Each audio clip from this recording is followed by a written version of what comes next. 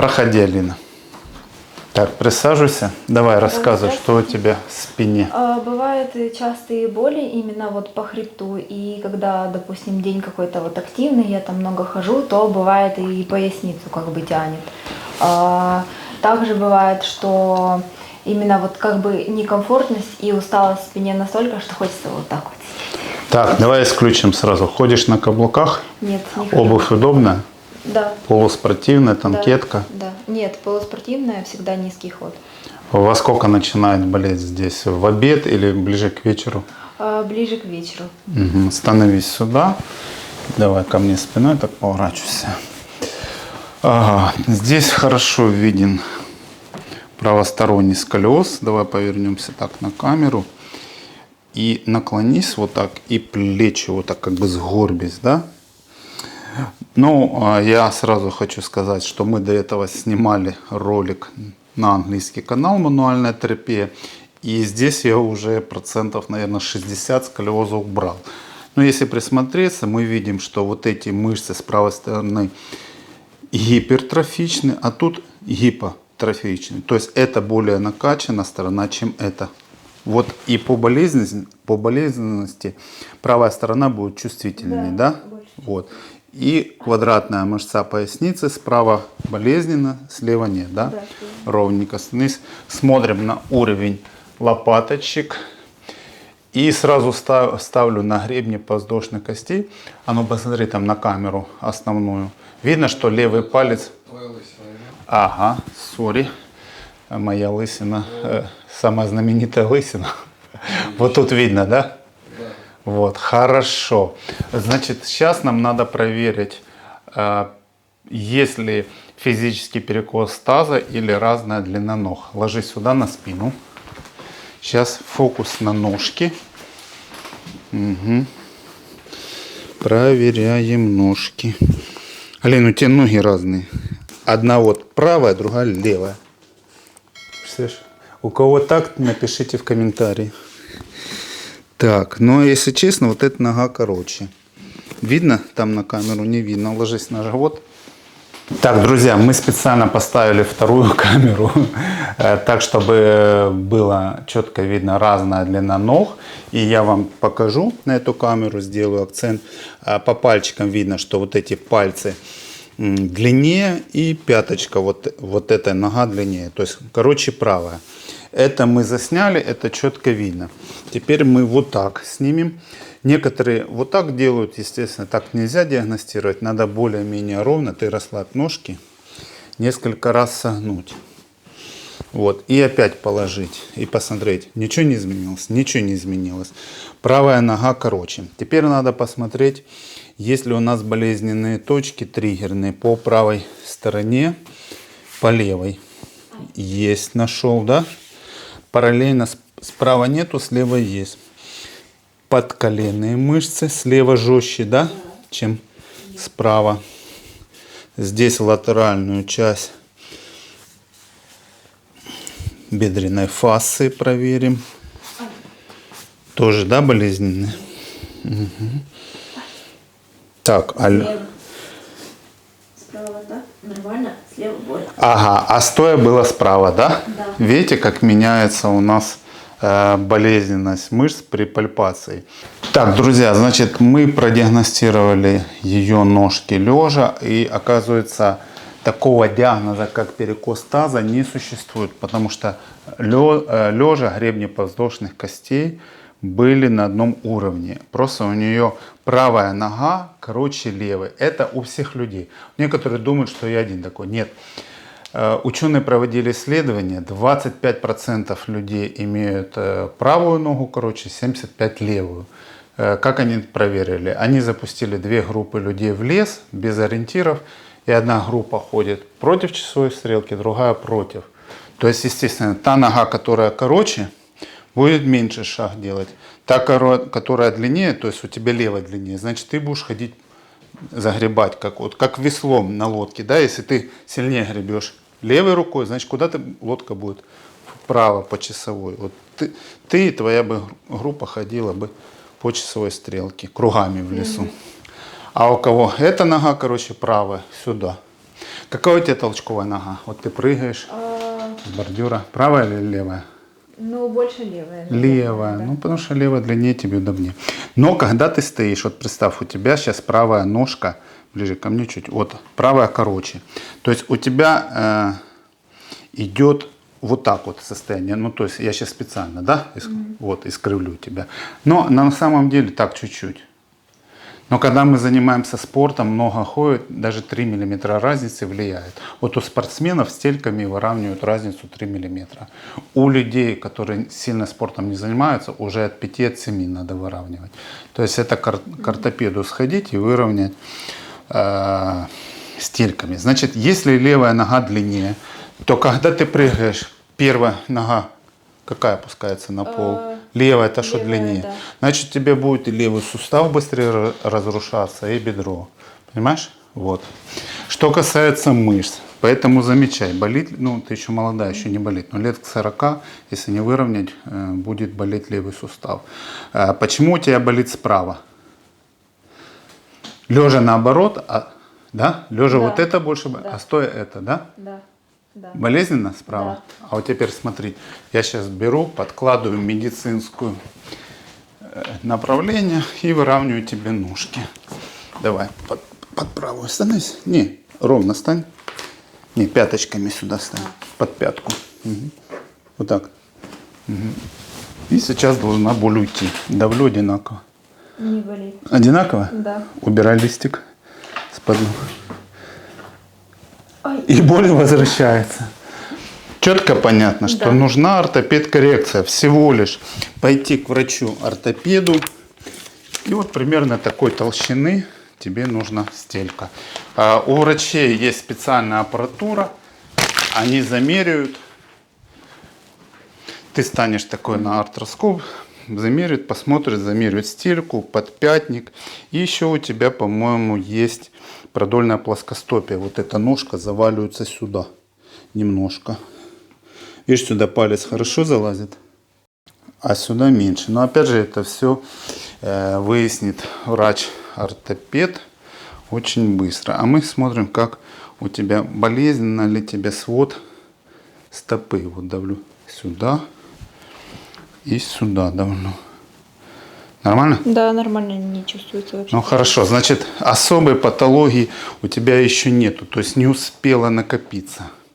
Если бы ты ходила на каблуках, да еще какая-то неустойчивая платформа, то была бы беда, понимаешь? А так еще все нормально. Так, теперь что касается твоего сколиоза правостороннего. Естественно, подними вот эту ножку вот так вот. Вот ты подняла ногу. Давай, не, поставь и спиной в камеру стань. Поднимай правую. Ручки опусти, опусти ручки. Поднимай правую ногу. Вот. Стол мешает. Отойди от стола.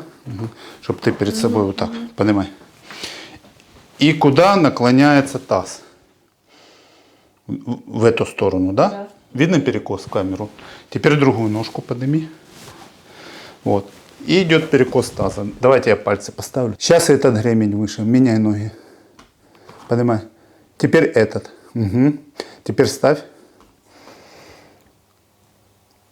И вот эта часть выше. Ну, понятно, что левая часть выше, потому что левая нога у тебя длиннее. Правильно? Вот. Сейчас поставим подпятник. Чуть-чуть на носочек стань. Все, и выровнялось. Не, на носочек одной ноги, правой, да. Ну, то много, да, меньше. Вот, все, ровный таз у тебя, понятно? То есть на самом деле некоторые остеопаты, врачи, мракобесы, шарлатаны, которые не от науки, любят ставить диагноз перекос таза. Но перекос таза относительно чего? Воздуха. Мы в трехмерном пространстве. Если я стану вот так вот как-то, да, будет перекос таза? Так, Да. так, да. Вот так ты любишь сидеть, будет. Плюс разная длина ног. То есть на данном этапе перекоса таза нет, он просто неровно из-за разницы длины ног. А сколиоз из-за того, что ты покажи, как ты любишь сидеть. Ага. Нога на ногу нельзя, и вот у тебя получается выходит вот сюда. Давай ты так сядешь, только спиной в камеру, заходи с той стороны и садись сюда, поближе сюда. Угу. Давай еще ближе. Видно, как выпирают мышцы из колес? Видно? Вообще. А теперь поменяй ноги местами. То есть и ты так, наверное, со школы сидела. Ну да, мне так Теперь эта часть торчит. Четко видно. Еще раз. Крупно возьми, Славик. Крупно-крупно. Вот торчит эта сторона, и ты сидела так еще, наверное, в школе, и она за многие года, за все 10 лет школы, вот так она стала. Теперь ты должна сидеть наоборот. Ага, да. Да, и теперь эта сторона начала выпячиваться. Только ты руку теперь левую ставь. Вот, да. Оно неудобно. Она наоборот. А наоборот, меня ставь. Не, правую. Не, нагота, правая рука. Ну, ты так привыкла. Ну, в общем, помимо того, что теперь тебе надо эту ножку закидывать, чтобы убрать торсию поясничного отдела, еще вот эту часть поясничных разгибателей надо тренировать. Как? Ложись на живот. Все очень просто. На живот, лицом сюда, на живот. Вот у тебя с левой стороны экстензоры гипотоничные, слабее. И даже если наведешься, крупно видно. Просто поднимаешь эту ногу. Поднимай, все, да, вверх. Да, вот. Теперь можешь поднимать и в стороны отводить. Подняла и отводи в стороны. Поднимай и отводи. Парень есть? Вот легла, он твою ногу держит. Поднимай. И чувствуешь, напрягается. Да. Одной ручкой можно тут держать, поднимай, чтобы таз стабилизировать. Хорошо.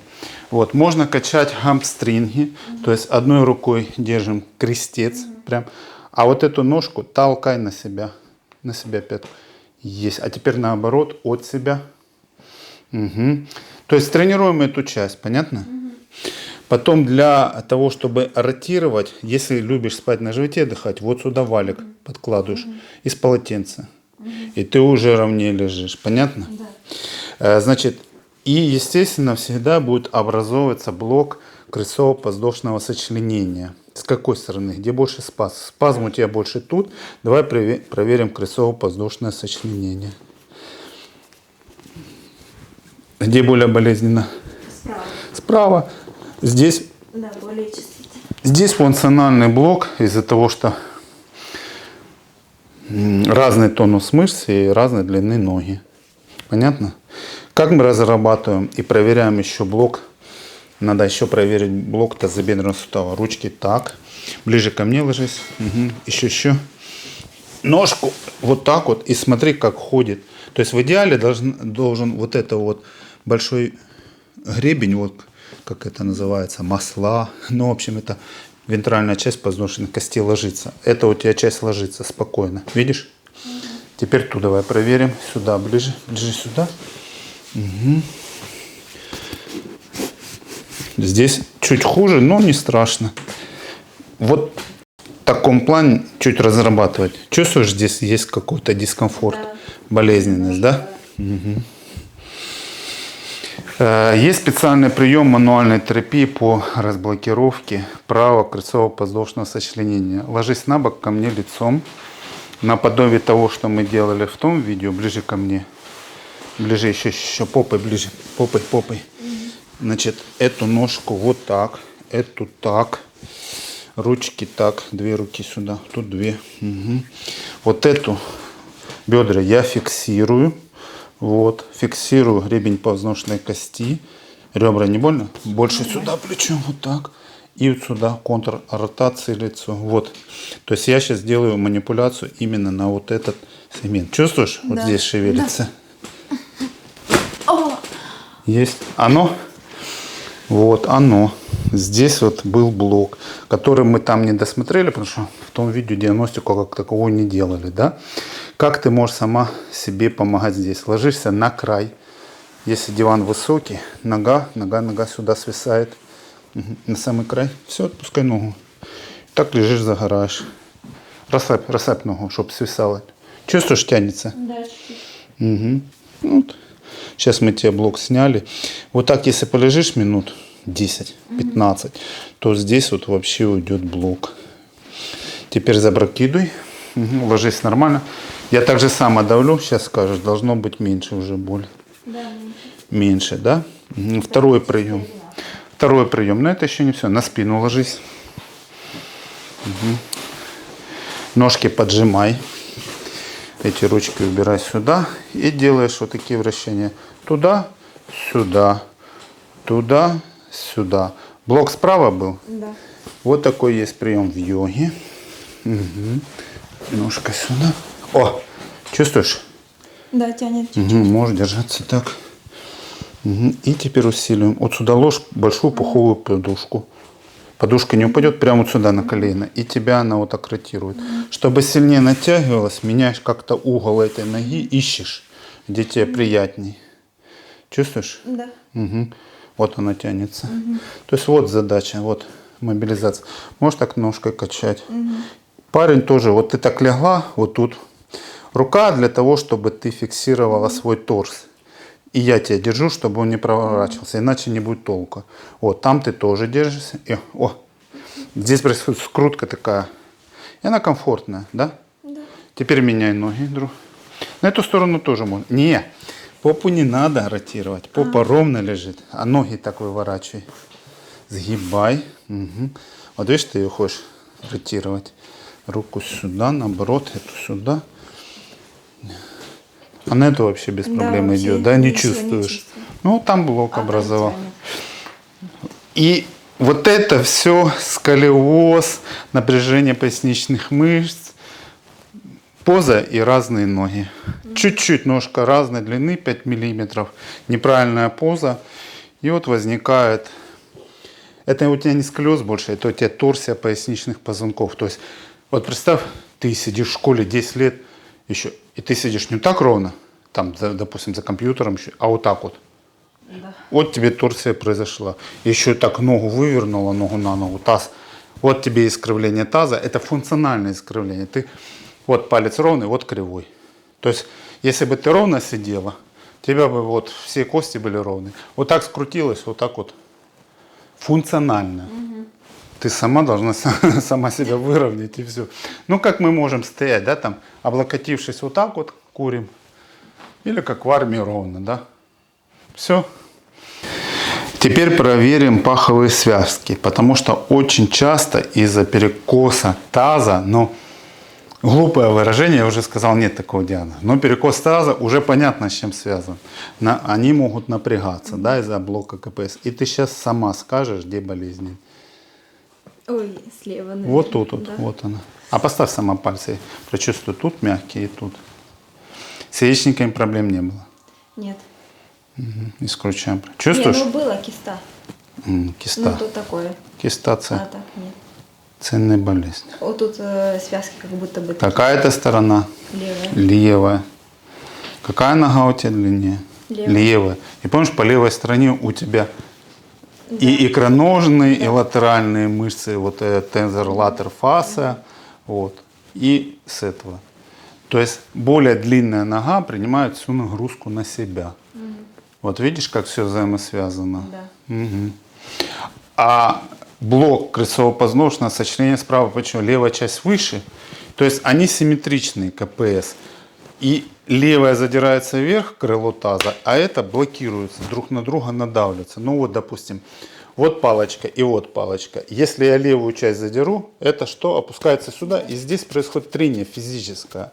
Со временем развивается артроз КПС. То есть, если сейчас не выровнять ножки, то в 40-45 у тебя будет артроз КПС.